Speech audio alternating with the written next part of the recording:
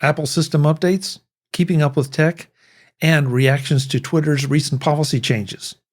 This is Mac Voices. Today's Mac Voices is supported by MacVoices After Dark. Uncensored, off-topic, and always off the wall. MacVoices After Dark is available as a benefit to our Patreon subscribers. Sign up at patreon.com/MacVoices. Welcome to Mac Voices. This is the talk of the Apple community, and I'm Chuck Joyner. The Mac Voices Live panel relates their experiences, pro and con, with some of the recent system updates from Apple for all devices, and then turns their attention to reactions to some of Twitter's recent policy changes. Let's go back and let the panel do the talking. I don't think we discussed this because I think Jason Snell came out with it somewhere between in the last week. But basically, there were a couple of articles in the Wall Street Journal and Bloomberg, and the conclusion was that part of the Silicon Valley Bank situation was the systems not able to keep up. That the systems are, what they are, the way they are, and they've been that way for a while. Meanwhile, somebody, and I'm paraphrasing, so if I blew this, Jason, sorry, but meanwhile, somebody can issue a tweet that causes a panic, and everybody here can whip out their iPhones and transfer their money out of the bank and cause the run on the bank. And that can happen in an hour.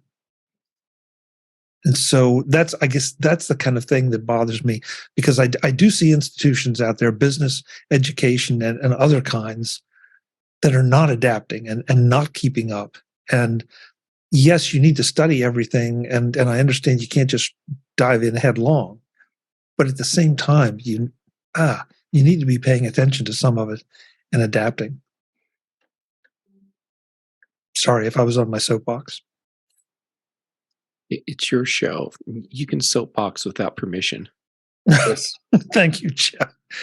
Says the man. Says the man with the pants. Hands are a load of crap. Yeah. I don't get how you people do these all the time.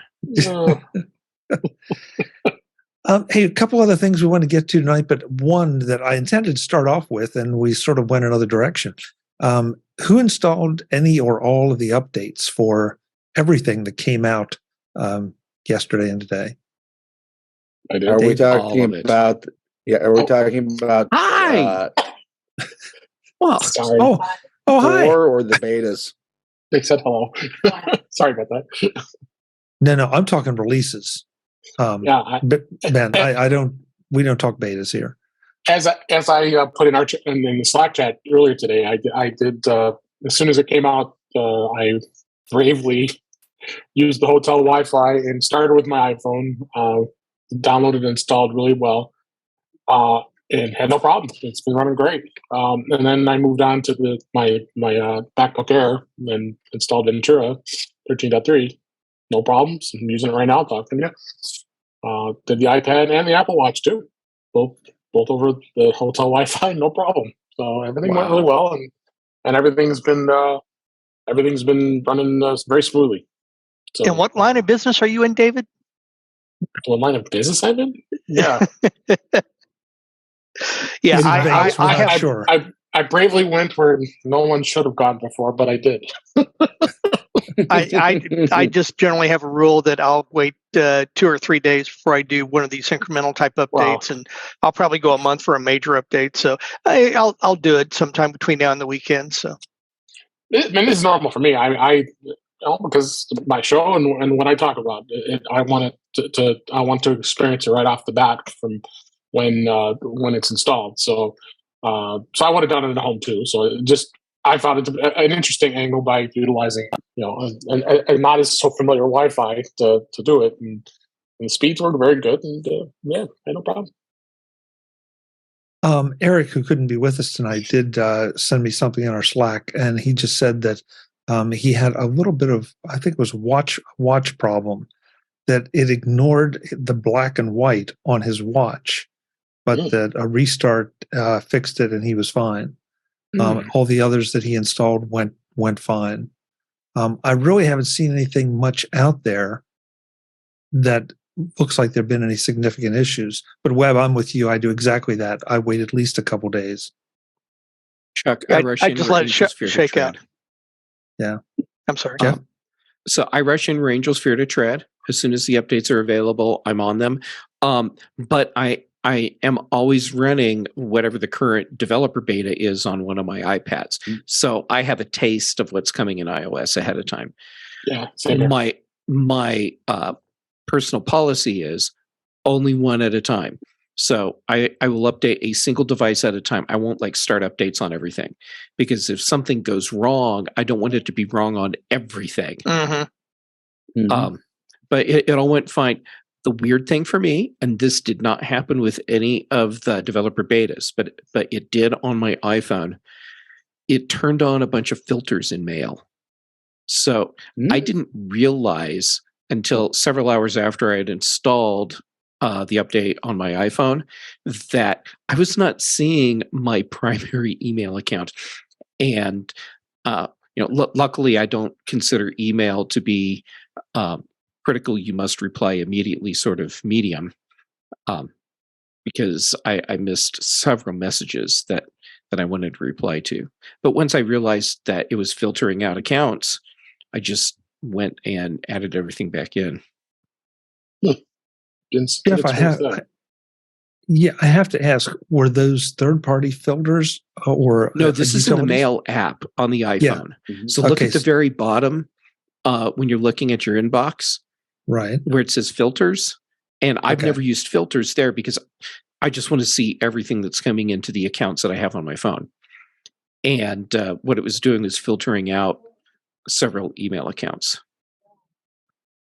The reason I ask is I believe it was last week or the week before, Mark Fuccio had said that during a recent update, obviously his experience predated the one we're talking about, but an update had turned on the option to display all images.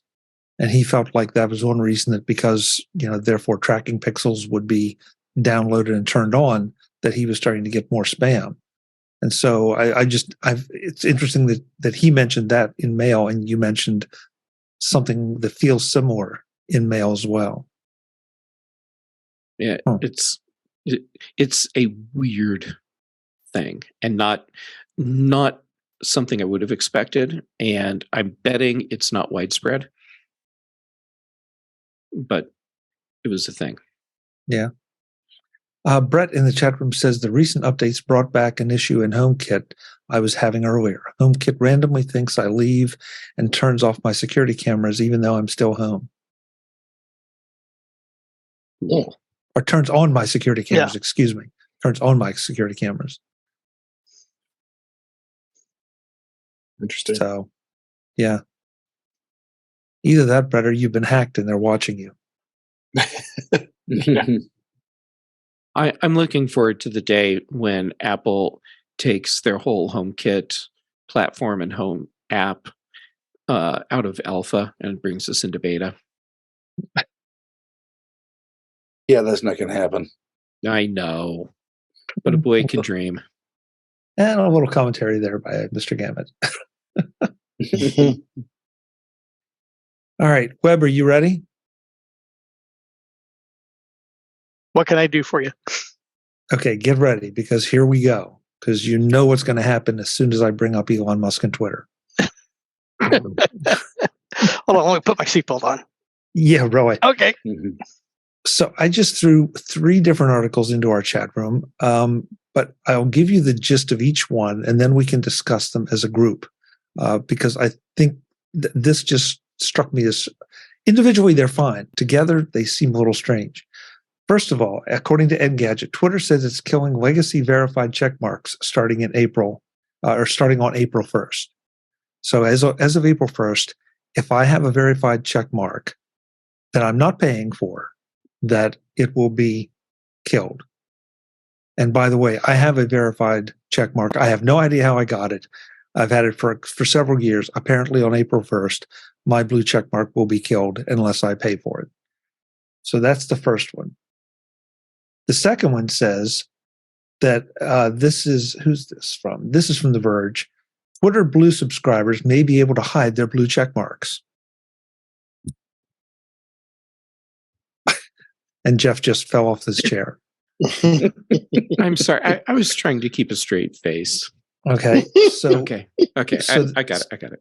So there's that. Okay. Then the third article from The Verge says Elon Musk says Twitter's For You page will only recommend verified accounts.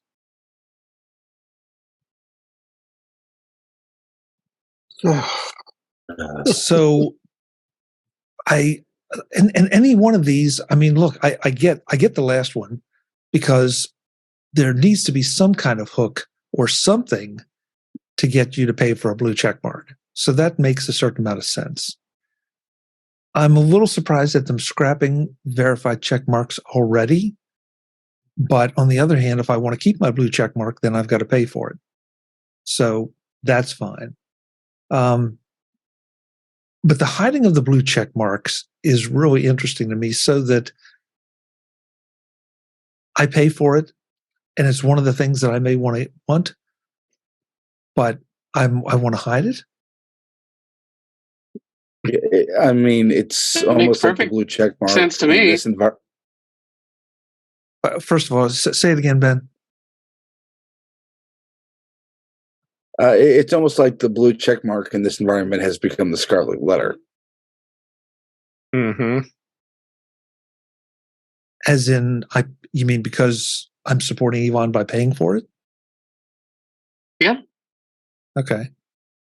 Well, I think it's more than just that I'm supporting Elon by paying for it. It's because it's been turned into a farce of what the original intent was, which is, Chuck, how you ended up getting yours years and years ago, and how I got mine years and years ago, back when the blue check mark was rolled out as a tool to identify that specific accounts were legit and who they claimed to be. And it was for public figures, journalists, a lot of podcasters with good reputations got rolled into that, and there was no need, no point in paying for it. Actually, it was bad to pay for it, because why would you want a system that you could game by buying? So that's all gone. The blue check mark got turned into a vanity thing. And Elon really made sure it's just a vanity thing. And then the irony is, he's taken what he made sure is a hardcore vanity thing, and is now going to make it so that the people that want the vanity but don't want to have people talking smack about them can hide it. So you can still pay for your vanity check mark, but then not have it shown. And just, oh my God. What Webb, I know you keep saying that Elon must have a master plan for all of this. And I really want to believe you, but it is so hard to believe that there can be any kind of plan as we see all the different things happening and as all of this accumulates. And but one of these days, just to spite me, he will flip that switch and we'll see what this amazing master plan is. And then, Webb, you'll be able to gloat, and I'll be sitting there going, wow, I never saw that coming. Or he'll just keep pouring gasoline into the dumpster to see how high the flames go. Well, one of us will be right. We'll do it over a slab of ribs. I promise you that. So I am so in. Yeah, absolutely. With you. I'm joining with you. The question is, what's the goal of the plan? Yeah. Hey, Jim, hang on just a second. I want to let Brittany go. I know she has to go. Britt, thank you so much for being here. Let folks know where they can find you when you're feeling completely healthy and everything's good. Yeah, you can find me there even when I'm not. For funsies today, let's go with my website, conquer.consulting. You can find a bunch of stuff there. Great. How's that? All right. Thanks for having me, Thanks so much Chuck. for being here. Take care. Bye. Be well. This edition of Mac Voices is supported by our Patreon subscribers and MacVoices After Dark. Ever wonder what happens before the Mac Voices live shows? or what happens when the show ends or after the live feed closes? That's where MacVoices After Dark comes in. If you are a Patreon supporter at any level, you get access to the video of our off-camera conversations. Uncensored, unedited, and always off the wall. It's a small thank you to our Patreon supporters who want to peek behind the curtain. Become a Patreon subscriber at patreon.com/MacVoices. And thanks to everyone who supports the show. Jim, I'm sorry to interrupt you. Go ahead. I was just going to say, maybe there is a plan, but we just don't know what the goal. Like maybe the goal is to destroy the whole thing, which seems kind of irrational. But if that is the goal, then he's proceeding on plan quite well.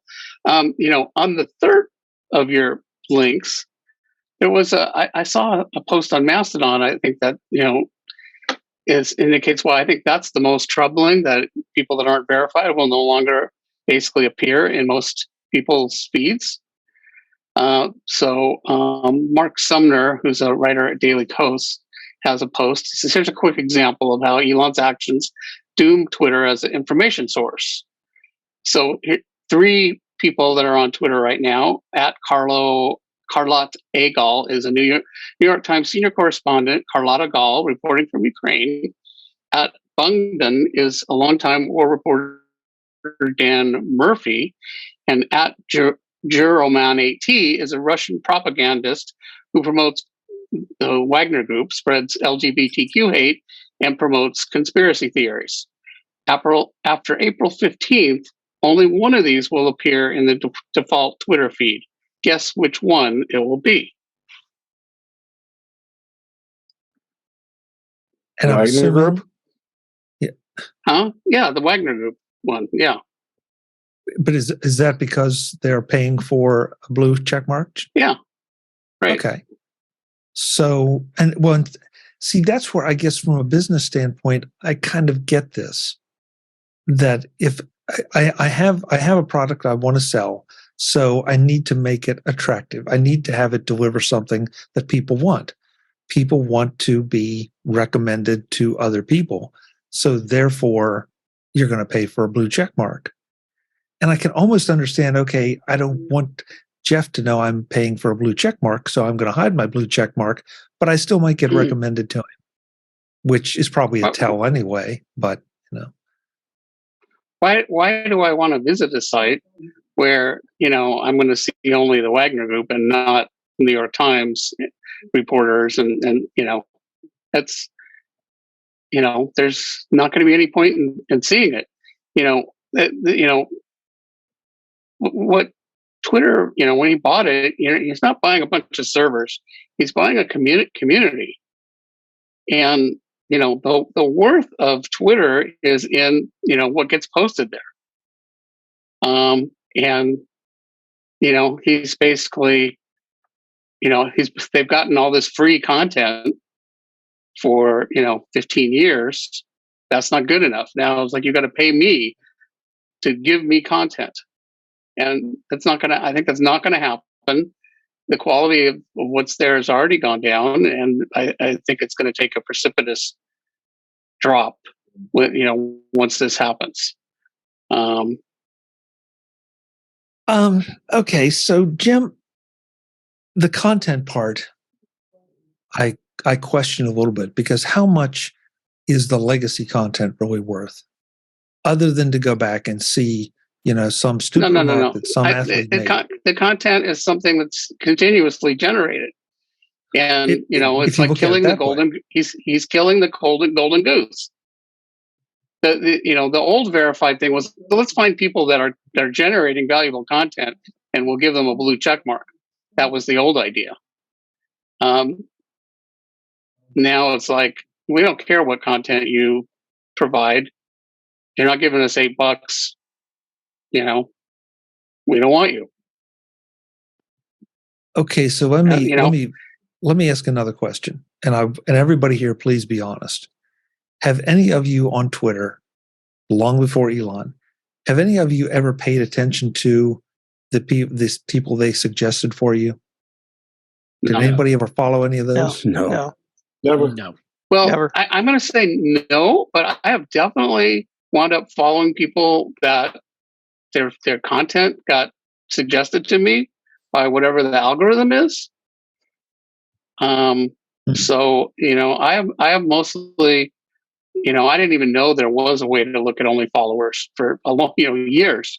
So I just used the algorithmic feed, and it worked really well for me. And I found tons of stuff that I would not have found if I'd only looked, at in fact, that's one issue that I have with Mastodon. I follow a lot of people in, the iOS and Apple dev community. And also I pulled over as many people as I could using FetaFinder. But, it's hard for me to find some of the content on Mastodon that's not, necessarily people that I'm following. So I wound up on Twitter. There's a bunch of aviation people I follow that, I just somehow, some of them got originally suggested to me by Twitter. So it wasn't like you should follow this person, but they just threw stuff in, and I'm like, here's something a post you might be interested in. And it's like, oh yeah, I am. And sometimes I wind up following those people. So I ask because I'm trying to evaluate the value of a blue check mark in the new world of Twitter. Yeah, I never had one.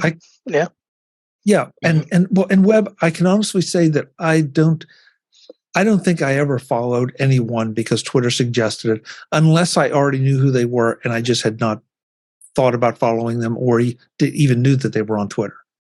So that, let's say, I did not know that Jeff was on Twitter, but if it popped up, Jeff Gammett's on Twitter, you might be interested.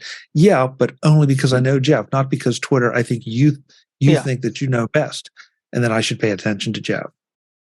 So almost like what's happening on Mastodon right now, although Mastodon doesn't make any suggestions, but usually I find out that friends are on Mastodon or other people that I would want to follow are on Mastodon because somebody else either boosted a post or they showed up following them or something like that. And so that's where I've never quite understood the value of that. But I guess there are a bunch of people out there that just, this is the current celebrity of the day and I better follow them so I'm cool and know what's going on. I don't follow any celebrities. But you follow Chuck?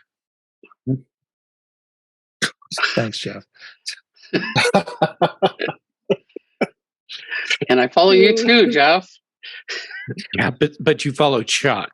Yeah, right. Brian, get me out of this. You posted something. I don't follow anybody that's like going to appear on, Entertainment Tonight or that sort of thing. But I follow a bunch of doctors. I follow a bunch of people that are railroad enthusiasts and aviation enthusiasts, and I follow some people locally here in Glendale. And most of those people don't have blue check marks. So what I'm hearing is that all these interesting people that I've seen their posts are going to disappear from my feed. And one thing I'm not even sure is like, if I follow them, are they going to show up in my feed if they don't have blue check marks? That's not clear to me. That's a great question, Jim. I think it's going to be more that they're not going to be suggested to you. Does anybody else? That's the way I read I'm sure that's not the way I read it. Because I use the For You feed, and I've never followed one person that Twitter has said, oh, you might like to follow this person. I've never clicked that and followed. But I definitely, lots of, you might be interested in, based on your, likes, you might like this. And it's like, oh yeah, I do. And sometimes I wind up following those people. But even if I don't, I think there's some people I don't follow, but they keep coming up, and I'm interested in what they have to say. So it sounds to me like, my feed is going to change dramatically. We'll see. Maybe it won't. But well, I agree with you. If you have been interested in them and they're showing up in the For You, but you haven't followed them, it sounds like they would not now be for appearing sure, in the For You. Mm-hmm. Well, and But also if you're- there's things that just that show up topically that it's like or maybe like because somebody I followed like this post and it shows up, that there's stuff like that, and it sounds like now that's only going to happen if there's a blue check mark. So I don't think I'm really that interested in whether somebody has paid Elon $8, and I have a feeling that that's just going to dramatically reduce the amount of interesting content that shows up. We'll see. I mean, I don't know that for sure, and Elon is he certainly made a habit out of announcing things that don't really turn out the way that he has said that they were going to turn out or even happen at all. So who knows? But that's a fair point. It seems he's not going to collect $8 to get out of the multi-billion-dollar hole he's gotten in, and he's driven off all the advertisers, and now he wants to drive off all everybody else. Brian, you put something in the private chat I want you to talk a little bit about, because I think that's another perspective on it. Sure. I was just thinking, just from a consumer standpoint of how I use Twitter. Sometimes I'll follow various sports teams that I follow, and one of the things that I do appreciate sometimes that is recommended, maybe different sports writers who write for about that team, or maybe players or coaches, former players or coaches too. Things like that sometimes will come up in the feed, and those will be beneficial. Sometimes I'll follow, but not necessarily all of them. But yeah. So Jeff, I want you to say what you put in yours, and then I want to argue that. You're just setting me up to smack me down, aren't you? All right. But what I said is Twitter is effectively becoming a pay-to-play service.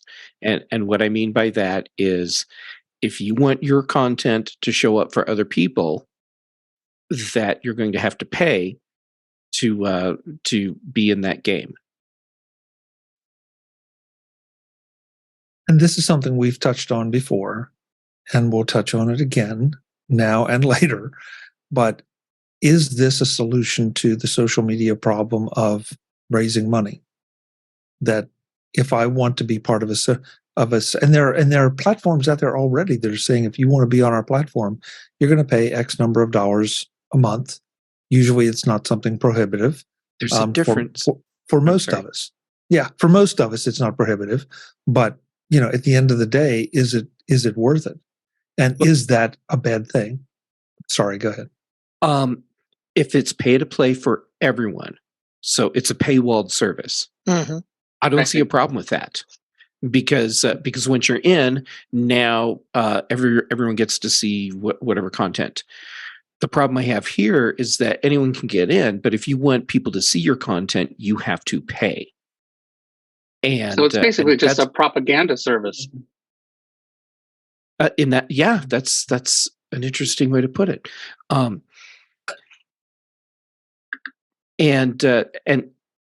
if you are going to position this as a service where only content that is being promoted through money is being shown, then you need to make it very clear that this is now a paid content service, but you can watch it for free. Yeah, I mean, that's exactly what it is. At that point, it becomes less a social network and more an advertising service. Yeah. And advertising is not necessarily commercial services, consumer services. It's also advertising ideas and, political content, possibly disguised. But a year ago, I think I would have been happy to pay $8 to Twitter. I'd be happy to pay my Mastodon host. But it would be on the basis of like what Jeff just said, that it's paywalled, and somebody's got to pay for the thing. But I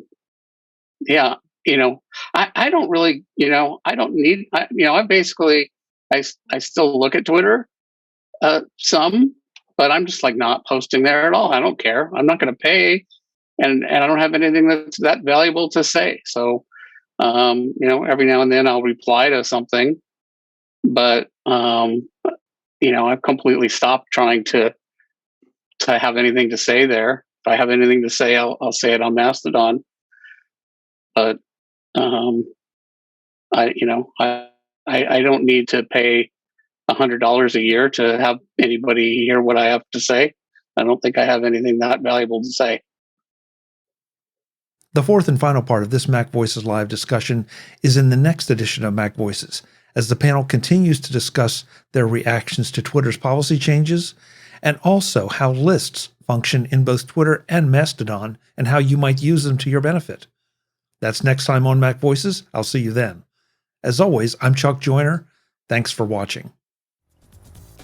Visit MacVoices.com for show notes and to connect with Chuck on social media.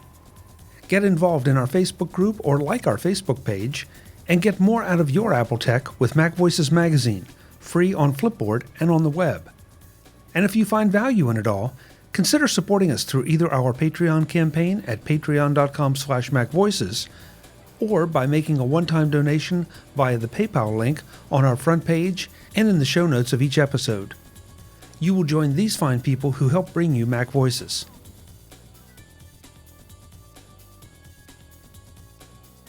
Advertising handled by Backbeat Media at backbeatmedia.com.